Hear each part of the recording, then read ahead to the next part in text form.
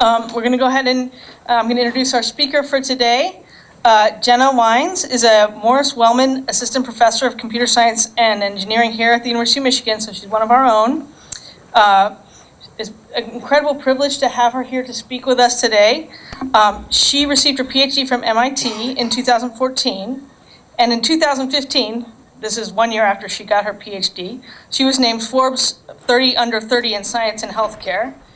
She received an NSF Career Award in 2016 and recently was named in the MIT Tech Review's list of innovators under 35. Her research focuses on machine learning, data mining, and its intersection with healthcare. And we asked her here to talk to us about what's the future of machine learning and data mining, big data in healthcare, and where does she see this is going. So, welcome. Thank you very much.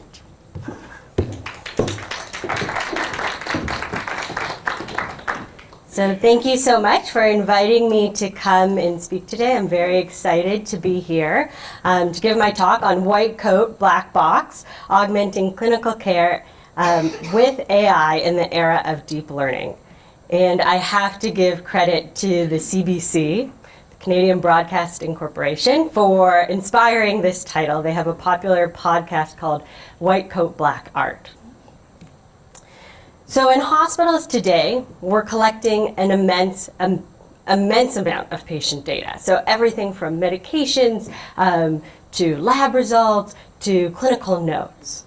And in my lab, we develop and we use machine learning to detect patterns in these data, patterns that can be used to sort a patient from low risk to high risk for a particular adverse outcome or disease.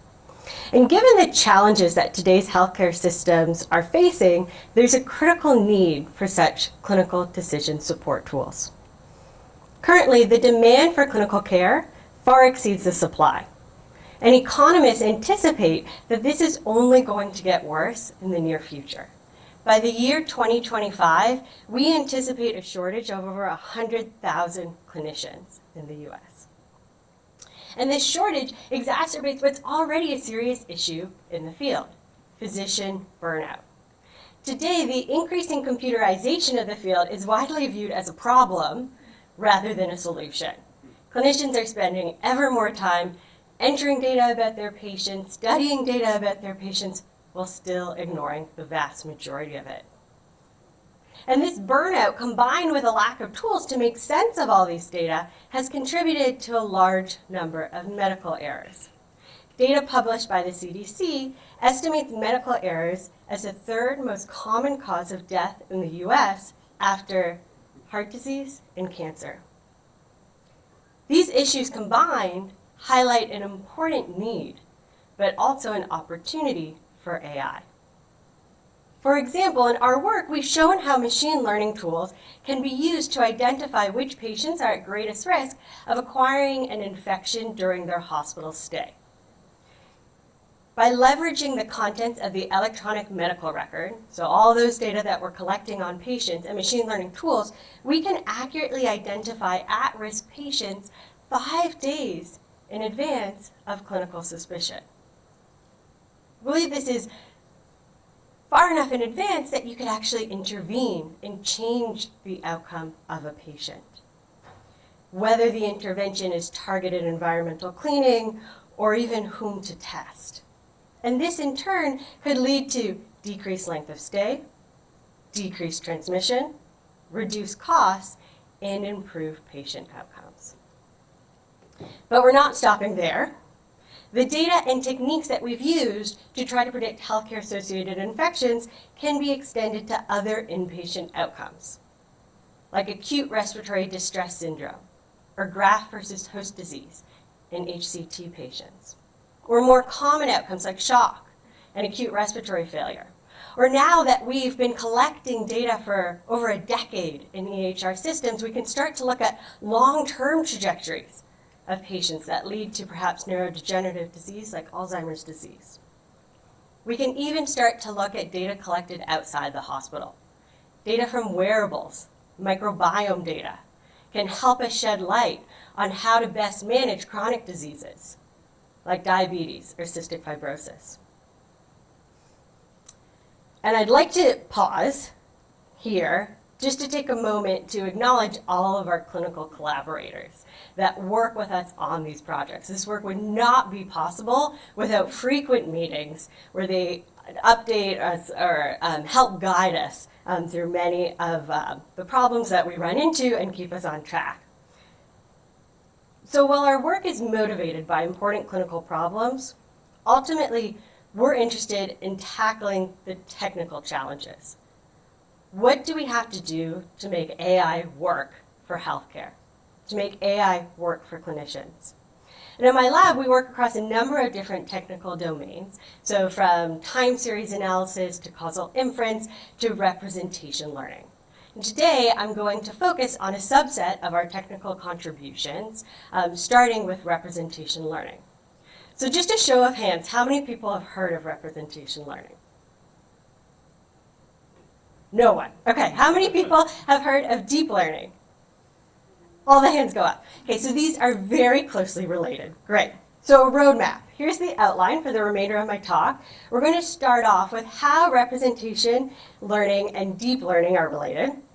Then move on to some of our technical contributions, diving into the details. And then finally, I'm going to come back out and end with the big picture. What does this mean for healthcare? All right, so to start, the background. So one of the first steps in applying machine learning to any data set is deciding how to represent the data. Okay, so let's take a simple toy example where I'm trying to classify heartbeats. Okay? I'm trying to identify ectopic heartbeats, so normal sinus rhythm versus everything else. I have 2 heartbeats here that I've extracted from the EKG, and I'd want to represent them as a feature vector and a binary label. So -1 for a normal sinus rhythm beat, +1 for an ectopic beat. And we need to think of a good feature vector, right? So how are we going to represent these data to the algorithm? One idea we might have is to consider the pre-peak time, so the RR interval, and the amplitude of the QRS complex. We can calculate both of those different features for each heartbeat, and we get a 2-dimensional feature vector that we can then plot in this 2-dimensional space. We can collect more heartbeats, and we can then plot all of the data in our 2-dimensional feature space. Then the goal here is to identify a decision boundary or a classifier that separates the positive from the negative examples. And there are various learning algorithms to solve this supervised learning task, but hopefully you're starting to see how fundamental the representation can be. And so if instead I chose a less informative representation, so I decide to represent each beat in terms of the width of the T wave and the start of the T wave, I'd be setting up the problem to be more difficult than it was otherwise. And researchers for some time have been spending a lot of time thinking of how to best represent their data.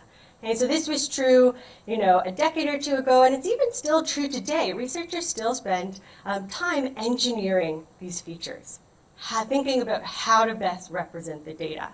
And this is a really labor-intensive process, and it can be error-prone. Right? If I don't have the domain expertise, I might struggle to come up with a good representation.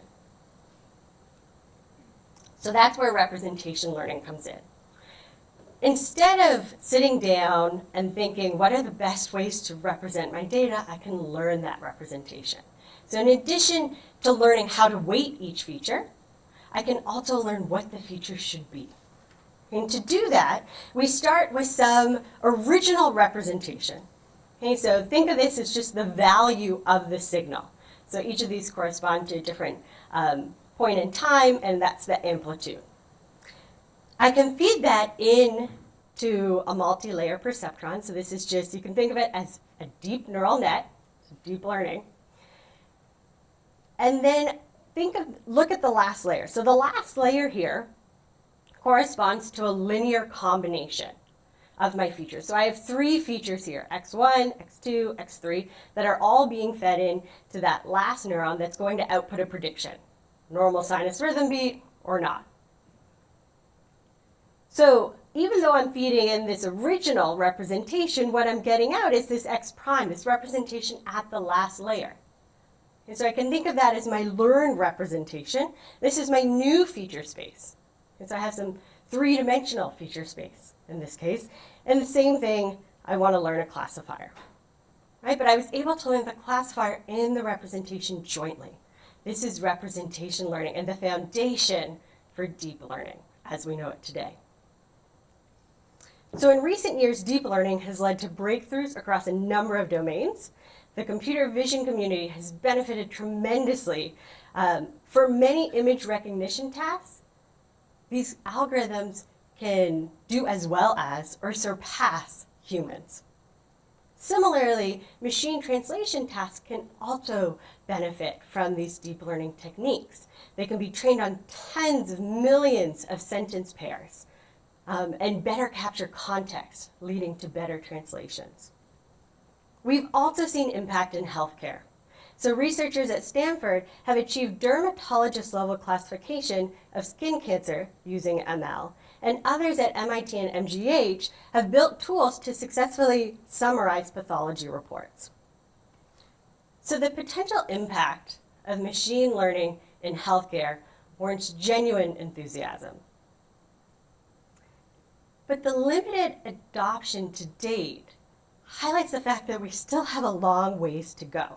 Compared to other domains that have benefited immensely from recent advances in machine learning, like deep learning, healthcare represents a number of additional challenges. So in addition to the increased risks and responsibility that come along with working with health data, there are unique technical challenges related to model interpretability and sample size.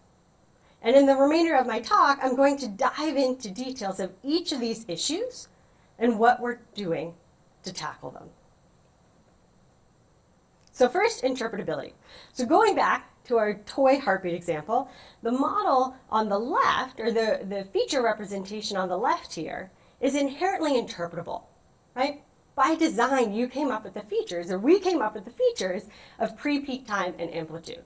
So we know what the features correspond to.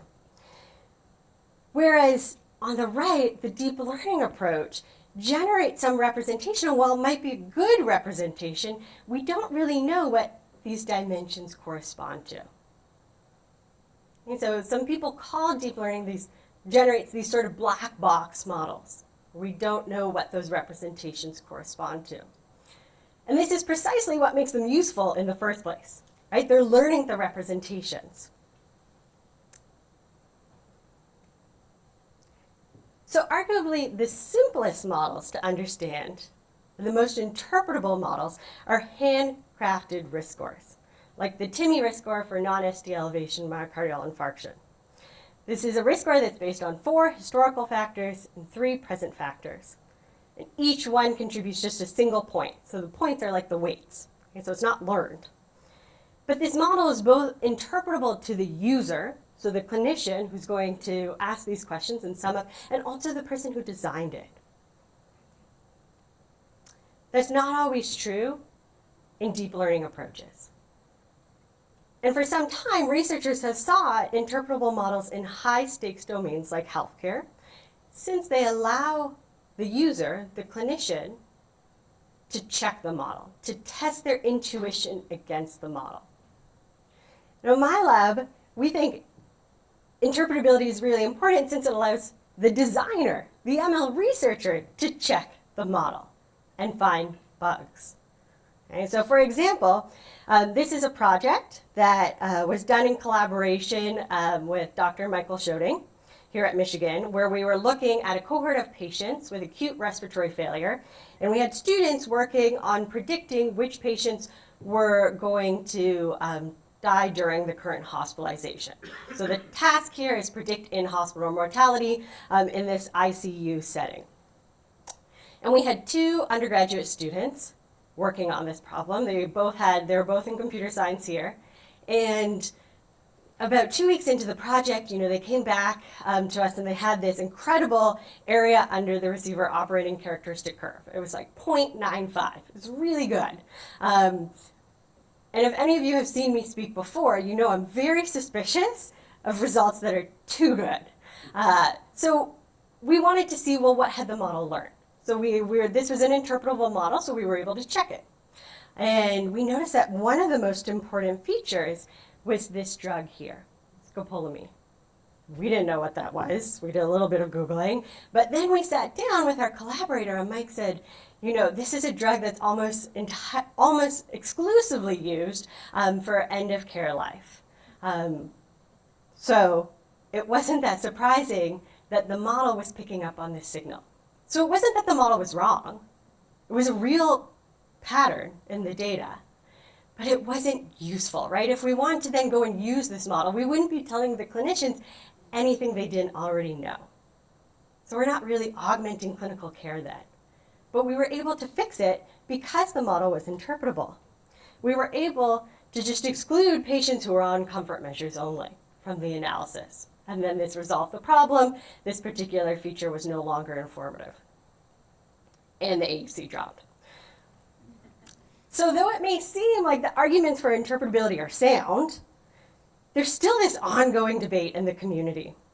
And in particular, at NeurIPS 2017, which just happened just over a year ago, they hosted the first ever NeurIPS debate. And the debate, the topic was, interpretability is necessary for machine learning. And on one side, we had Rich Caruana from Microsoft Research arguing for interpretability. And then Jan LeCun, one of the founders of this whole deep learning community, arguing the other side. And the debate generated a ton of excitement and enthusiasm, especially in the machine learning for healthcare community. So we're getting this play-by-play by Dave Quayle. He was blowing up on Twitter, saying every single thing that everyone had said, all the back and forth. The debate lasted over an hour. I don't have time to show you the entire debate, so I won't, but I want to summarize a few of the key arguments that were made. So I think my volume is turned up. Listen carefully. I'm also displaying the text, just in case it's unclear. We now think that, you just won't know about these problems. You wouldn't have anticipated them in advance if you can't sort of open up your model and see what's happening. So we think interpretation is very, very important for these models, or else the model is just going to learn risky things. So interpretability. So it's not that interpretability is completely useless, but it's not nearly as useful as you think. First of all, the vast majority of decisions made by automatic systems, there's so many of them, nobody actually wants to look at it. Now, there is a small number of domains where interpretability is not only useful but required, like legal decisions, basically, and we concede for certain types of medical decisions. So that's the example that Rich was talking about. You just can't trust performance on a test set in many domains, especially when your intended use of the model is something that's sort of causal or counterfactual. You didn't evaluate the model that way when you trained it, perhaps, so now you really have to do something different. And we just find that every time we put on these magic glasses where we can see what's inside the model, we find an amazing number of things that are wonderful, beautiful, that do really make the model high accuracy. But we also see things that are very surprising, very disturbing, and that no human would ever let get deployed until they got a way to fix it. And it's just so important to be able to put on the magic glasses in many domains and see these things before they deploy. Machines are going to make stupid mistakes until they have the same kind of background knowledge that we have, until they get common sense. And so that could be an argument for being careful and being more thorough with the testing. So that's the gist of it. You can go and watch the entire thing on YouTube. But in the end, Jan LeCun, or actually very early on in the debate, Jan LeCun concedes that interpretability is really important in certain domains, including healthcare, in part because AI, or models today, lack common sense. And this lack of common sense is not relegated to just deep models. Interpretable models can also lack common sense. So let me give you an example here. This lack of common sense can lead to really strange behavior when you're looking at what a model has learned. So for example, suppose we have some object recognition task. I want to recognize dogs in images. And the model has learned, and I've tested it, and I go to my test set, and it says it's a dog. I'm like, great, good performance, I'm doing well. But if I look at it more carefully, let's say it's an interpretable model, and I can look at what the model's learned, for some reason, my data were biased in such a way that every dog appeared with a frisbee. So the model is actually just picking up on the frisbee. But what I really want is for the model to recognize the dog. Okay, and I can address this by fixing the bias in my data set, right? But I won't know it's an issue unless it's interpretable. And the same thing can happen in healthcare. So back to the healthcare-associated infections example that I gave at the beginning of the talk, if we look at what features receive the highest weight for our model on predicting infections with Clostridium difficile, we can be reassured by the first few. Okay, so a diagnosis in the past year with C. diff means you're at high risk, which makes sense because roughly 20% of cases will relapse within 60 days. But we don't have to go too far down the list before we start to see some things that might be puzzling. Okay, and it might just be that this feature is the frisbee. Okay, it's showing up here because it's highly correlated with some other known risk factors. But we have common sense, or we have clinical domain expertise. So can't we just somehow incorporate this domain expertise into the model? Help it choose between that frisbee and the dog. So to do this, we propose a new regularization penalty. And so we incorporate expert knowledge regarding what is known to cause an increase in patient risk in the form of this regularization term, which we call the I penalty, based on its shape. For every input variable, so we have D features, for every input variable, we have a binary variable, R, telling us whether or not that feature is known to lead to an increase in risk. Okay, so for example, cephalosporins would lead to an increase in risk. So given this information, the model can then favor a solution that's sparse in the set of unknown features and dense in the set of known, meaning it will keep the dog over the frisbee because the dog is known to lead to the label of a dog. So applied to the task of predicting healthcare-associated infections with C. diff, we identified known risk factors based on the clinical literature, and we measured how often the known risk factors appeared near the top of our ranked list using average precision. Okay, so here I'm showing you the method. Average precision is AP, higher is better, and then the area under the receiver operating characteristic curve, which is a measure of the discriminative performance of the model. And I'm comparing to expert features only. So if we know what causes C. diff or what leads to an increase in risk, why do I even need the other variables? Let's just go with the expert knowledge. And you can see that this trivially achieves an average precision of 1. Because of the way we're measuring average precision, we're only including those known risk factors, so they're going to appear near the top. But the discriminative performance is abysmal. Okay, so remember, AUC 0.5 is a coin flip, no better than random. We're at 0.59. So there's signal here there, right? The features do in fact mean something, but we would suffer considerably by just throwing out all the other data. The I penalty leads to worse average precision because it's considering many more features, but better discriminative performance. And compared to other regularization penalties, so you might be more familiar with lasso or something like ridge. So here I'm comparing it to lasso, weighted lasso, and elastic net. And we see that compared to all of these approaches, we're doing on par in terms of the discriminative performance, the AUC, but in order of magnitude better in terms of the average precision. And so it's encouraging more of those known risk factors to float up near the top. And we've shared all the code. So this work has been published. We've shared all the code on GitHub. So if you want, you can go and start training credible models or models with the I penalty today.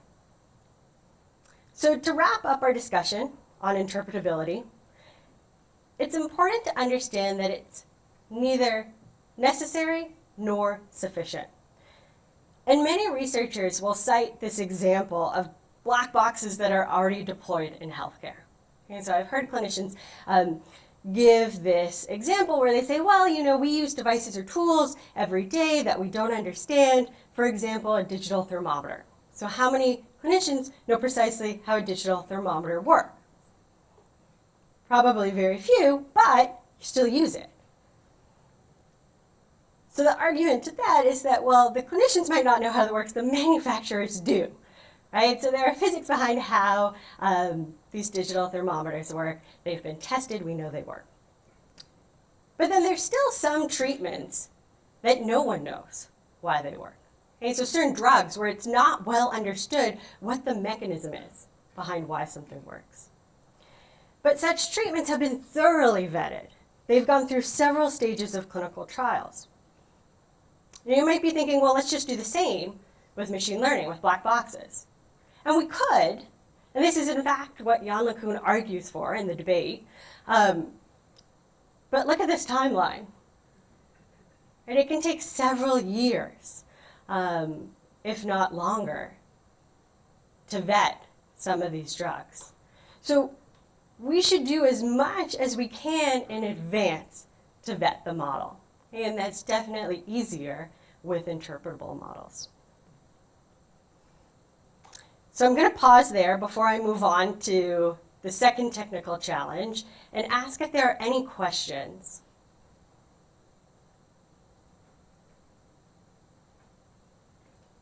No questions? Yes? Sure. Where do the known risk factors come from? How do you trust that they're not just garbage? Great. That's an excellent question. Where do the known risk factors come from, and how do you trust that they're not garbage? So in our work, the known risk factors came from the literature. But you're right, going forward, they might come from your clinical collaborator, and there's this risk. Experts can be wrong. Experts have been wrong in the past. Clinical literature has been wrong in the past. So the nice thing about our approach is that it won't trade off accuracy for average precision. Okay, so it's not going to force or bias the model towards believing the expert if that feature doesn't help. Right, so it still needs to have a relationship with the outcome. And in the paper we compare, I had many more baselines that I didn't show on the slide, but we compared to a random expert. So we say, what if we just randomly permuted R, that vector that encoded what was known and what was unknown, which would be the same as an expert that was giving us garbage. And it led to, the accuracy was the same, the average precision was lower, but that's actually a good thing. So we think that's a feature of the model, that if you have expert knowledge, you incorporate it, but then the average precision is about the same as all the other regularization techniques. It's a sign that your expert knowledge is off, or it doesn't agree with the data. Great. Any other questions? Yes. Have there been models run of interpretable models versus autonomous models to see which ones provide the best outcome in terms of the credibility of the model against the gold standard? You mean, when you say credibility, do you mean performance? So if I'm looking at for instance, the unexpected death, not one that's expected because they're preordained to die, if that's the outcome that I'm trying to get to, have there been head-to-head comparisons of interpretable versus the autonomous? Yes, absolutely. And on some tasks, deep learning wins hands down. But on many tasks, it doesn't. And on many tasks, you actually see similar performance between the deep model and the interpretable model. And in such scenarios, even Jan LeCun concedes that you would prefer the interpretable model. So I'm going to get into more examples of precisely where deep learning works really, really well. So moving on, and I'll give opportunity for more questions at the end.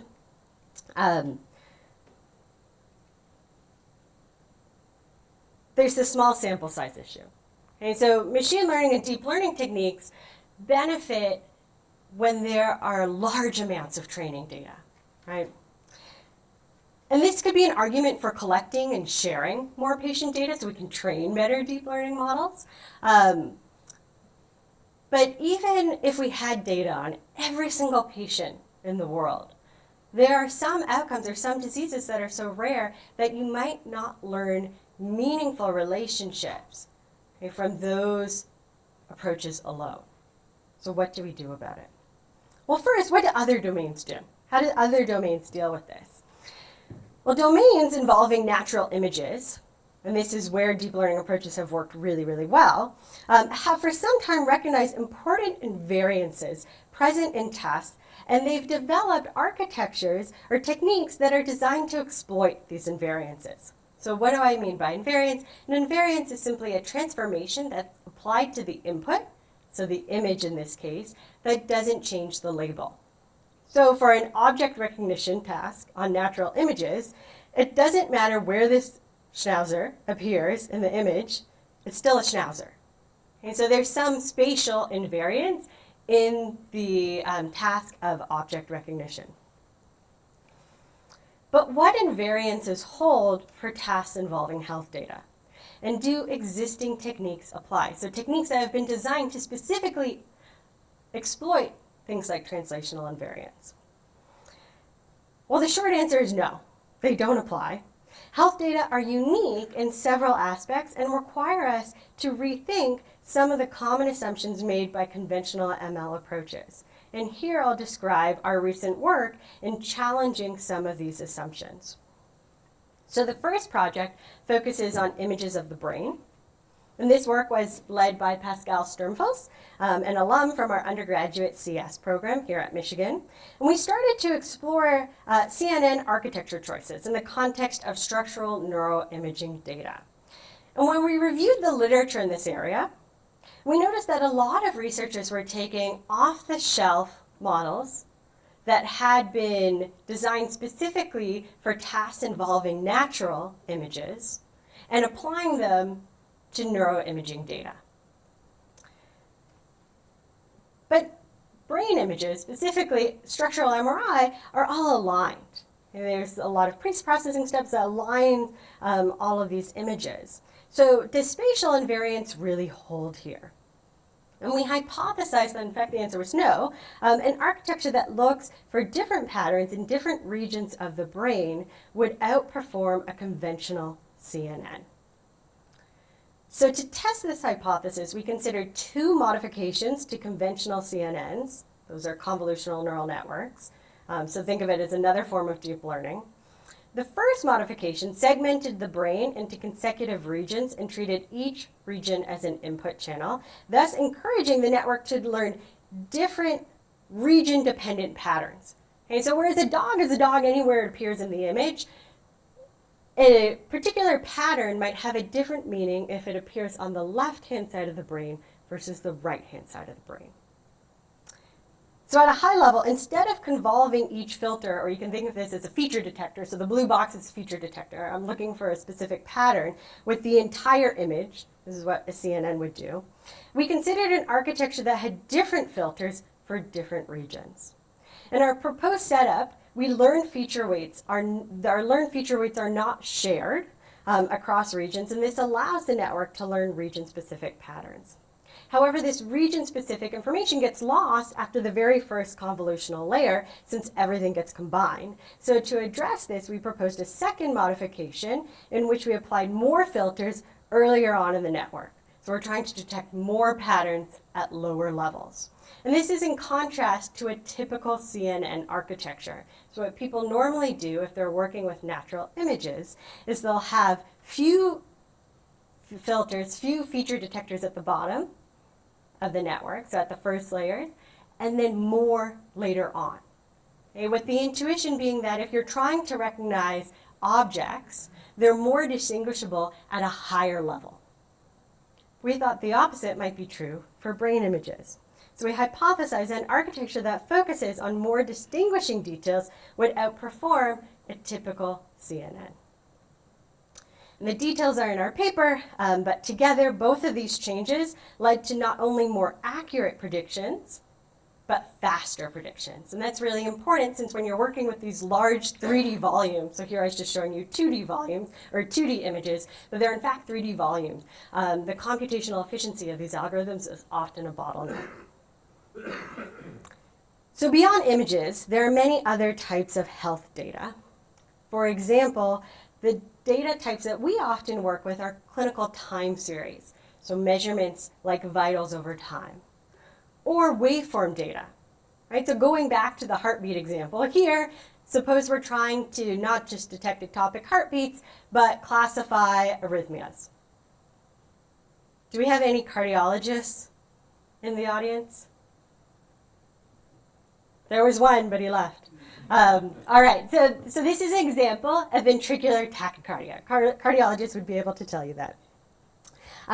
This example below is also ventricular tachycardia.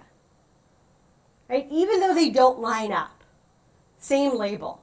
So this is a phase invariance. You could think of it almost like a translational invariance. Okay? Just like the dog was a dog no matter where it appeared in the image, VTAC is VTAC no matter where it appears in the sample. Okay? So this suggests that, at least for some tasks involving time series data, there's some phase or translational invariance. But there are many other types of invariances present in these types of tasks. And for some time, researchers have applied pre-processing techniques like dynamic time warping to magnify relevant similarities between patients. So dynamic time warping finds an alignment between two signals that can minimize task-irrelevant differences.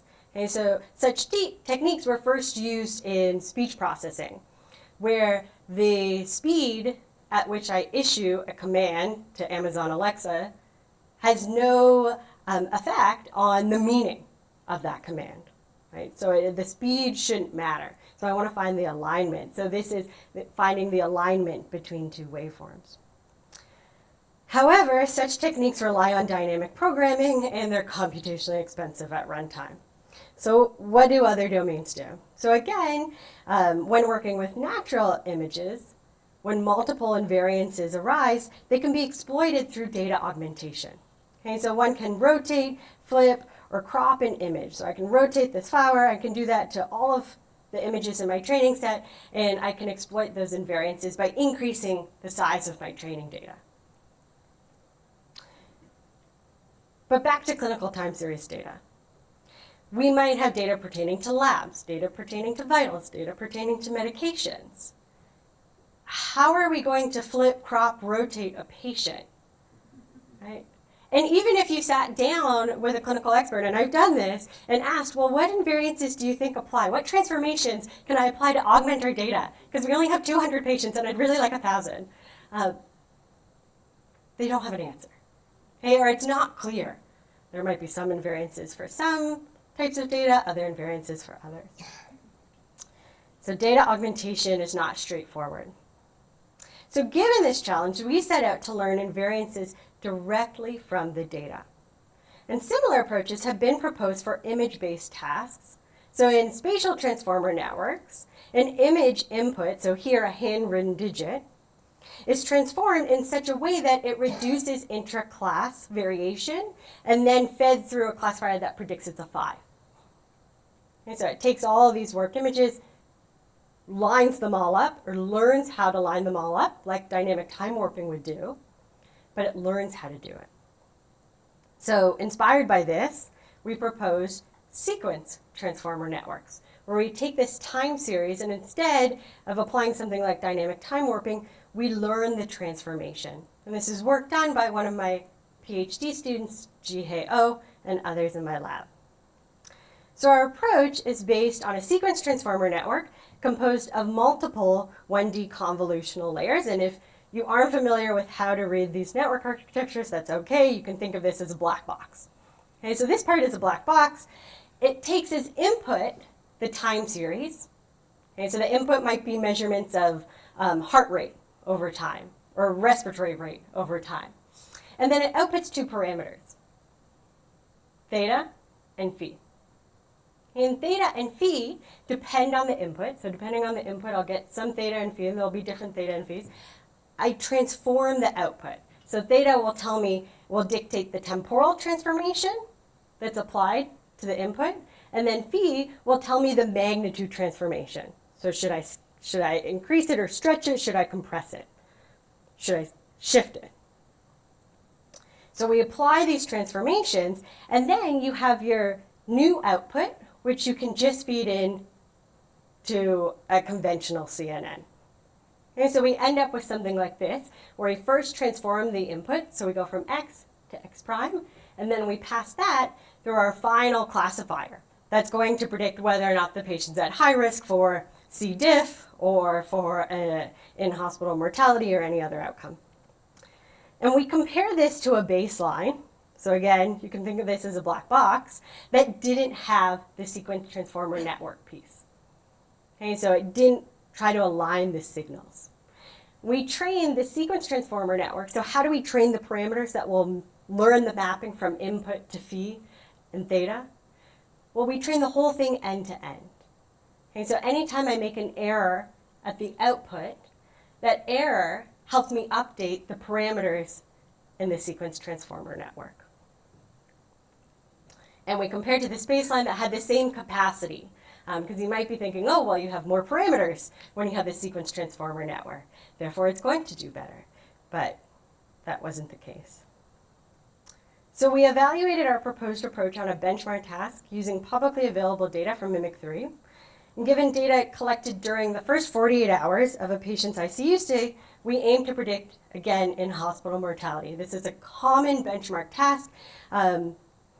And we can see that compared to a baseline, we do better in both the area under the receiver operating characteristic curve and in terms of the area under the precision recall curve.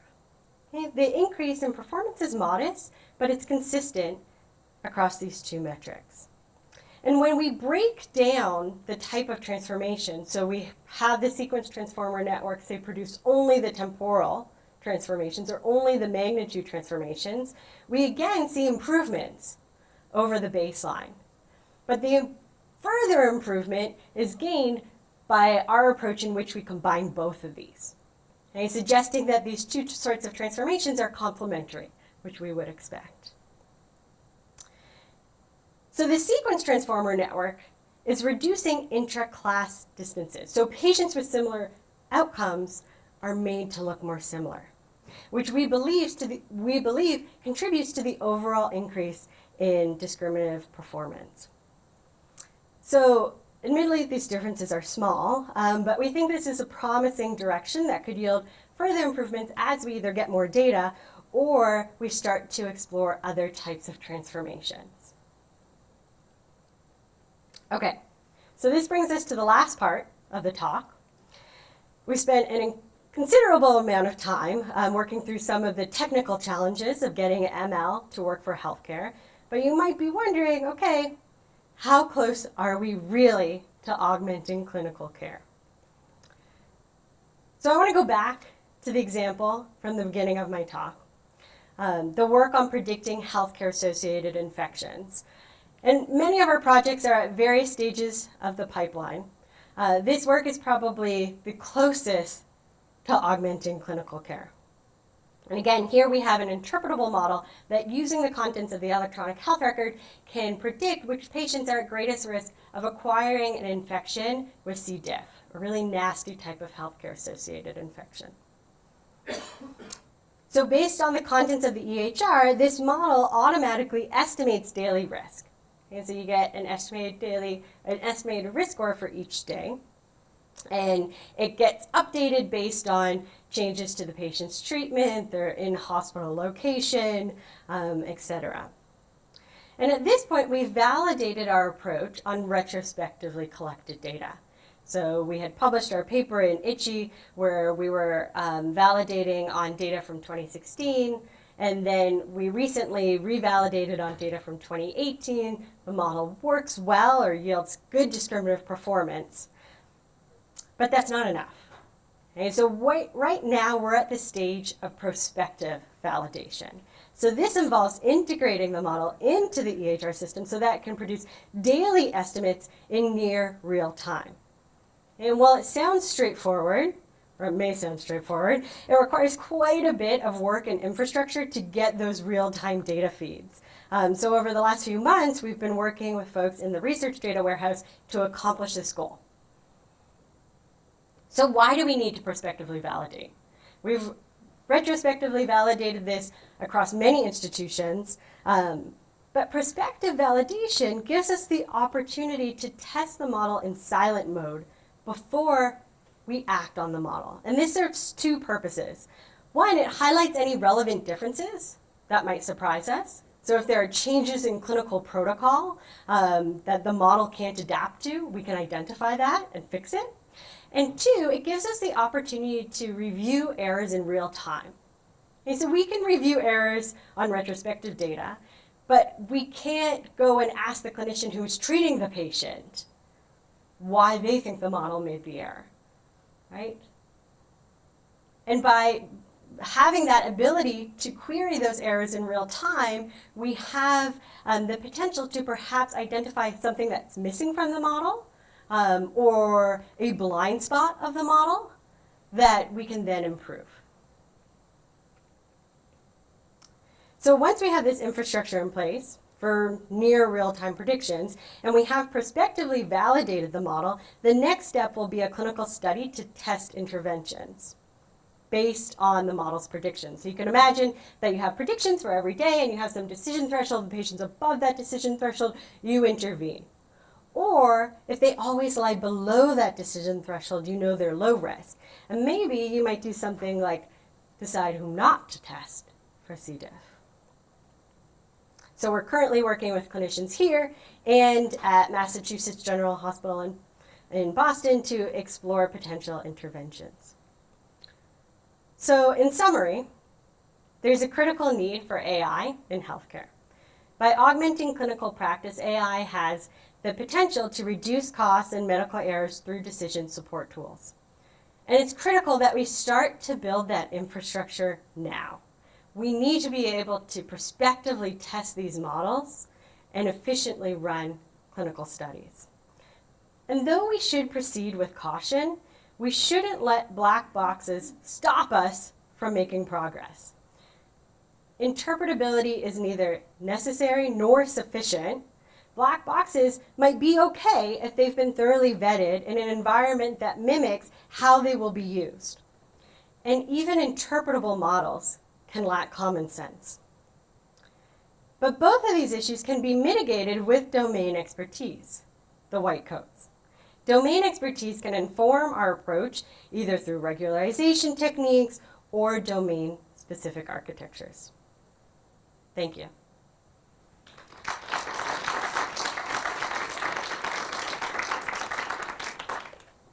And I'm happy to take questions, but I'd just like to acknowledge all of my collaborators and my students and my funding sources.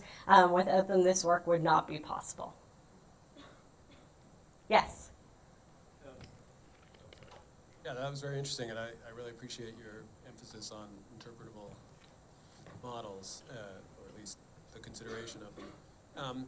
So one of the biggest problems with EMRs is that it is really a measurement problem, which is that there's tons of data in it, but the incentives for actually sort of taking seriously the entry of the data vary enormously. And I think your example, I think you had an example about a protocol changing in your C. diff model and it having an effect on, I can't remember exactly what it was, but one of it would be incredibly useful actually as part of this sort of work to sort of come up with automated ways to actually detect measurement problems in EMR data. Yeah. Both because, there's not much point in us collecting data that's it's clearly spurious, which there's tons of it. And, there may be incentives to sort of clean up certain areas of it, but it's an enormous task, and this is where, some sort of, it would seem like you could make some rules-based approaches to detecting major measurement problems in common data elements in a medical record. And have you had any thoughts about that? Yeah, so absolutely. I agree with you 100%. There's definitely, perhaps an incentives issue, right, where a lot of this is long-term, right, rather than short-term. A clinician won't necessarily see the benefit of them entering the data at this moment. But if they enter the data correctly, they can't get out the door and put the next patient in without right. closing that box. Yeah. So absolutely, and people are working on this. In particular, as it relates to temporal changes, because once you deploy these models, no one really knows how often you should be updating the models, or when to even check when to update the models. So you can do something like a data diff.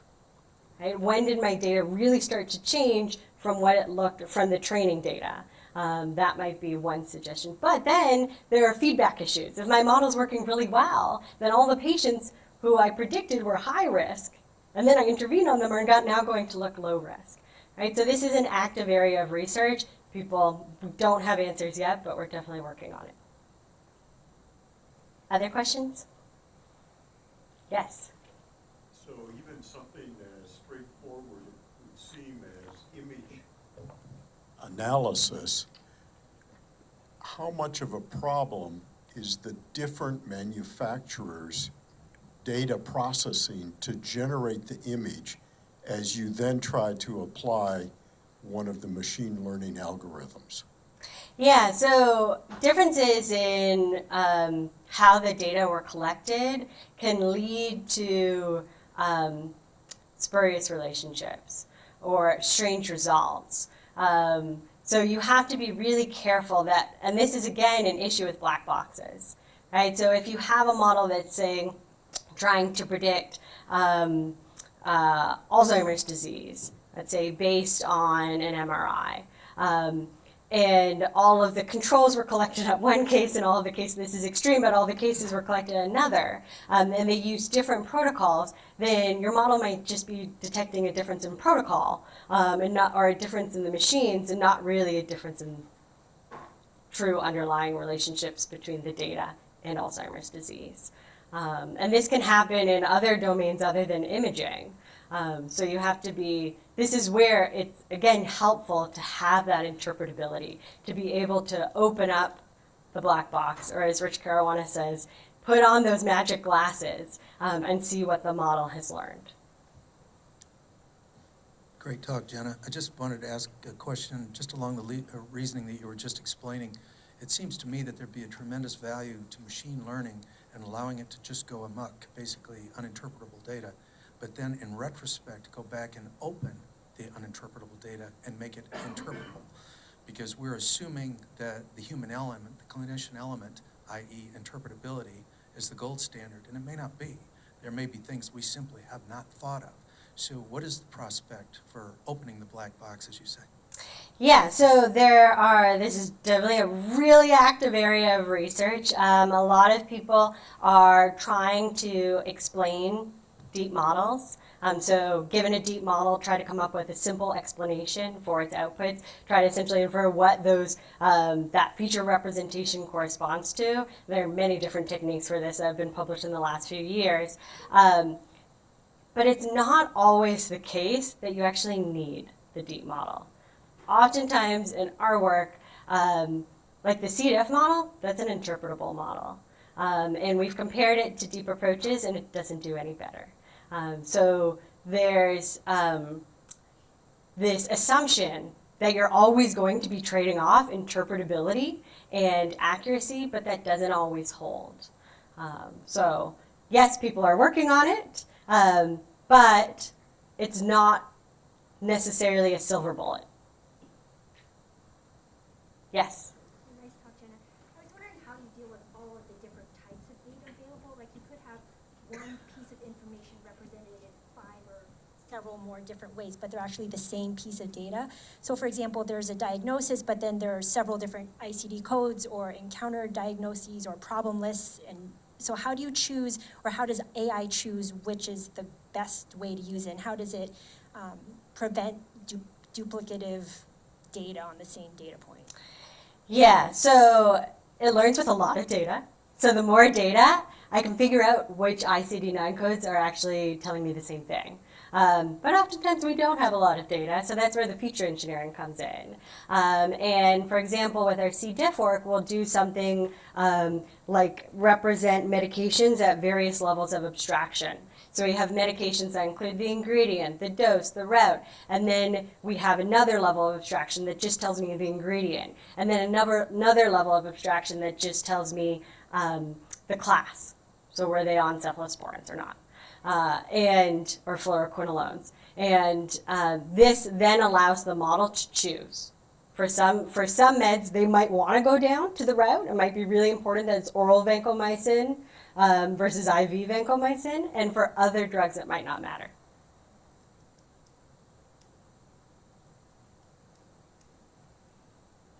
Hi. You kind of touched on this in your answer to the first question, but I want to ask a little more about the feedback loop, the idea of, if this is actually implemented in a system, then how you use that new data, given that you're changing the outcome potentially. What are some kind of proposed solutions to this? Yeah, so like I said, it's an active area of research, so I don't know that anyone has the be-all and end-all answer. One thing you could think of is so long as it's recorded that you've intervened, then you can set those data aside, right? But you will never have the counterfactual. You won't know what happened if you weren't to intervene. But you wouldn't retrain necessarily. You definitely wouldn't retrain on those data because then you'd start flipping back and forth.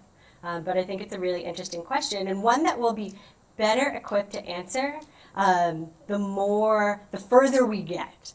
Right? So I don't think that we should view this as a roadblock, but rather move forward with caution, collect more data, and learn from it.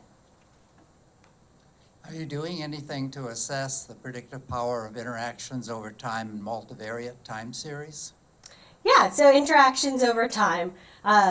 So, for example, the relationship between a med given at one time point and a lab result at a different time point.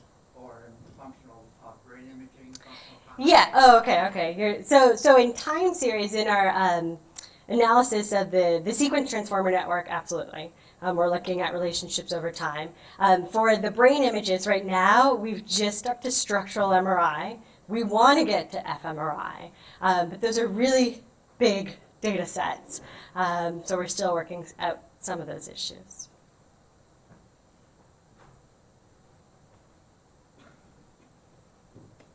Well, I'm going to stick around for the reception, so I'll be just outside, and thank you, everyone, for your attention.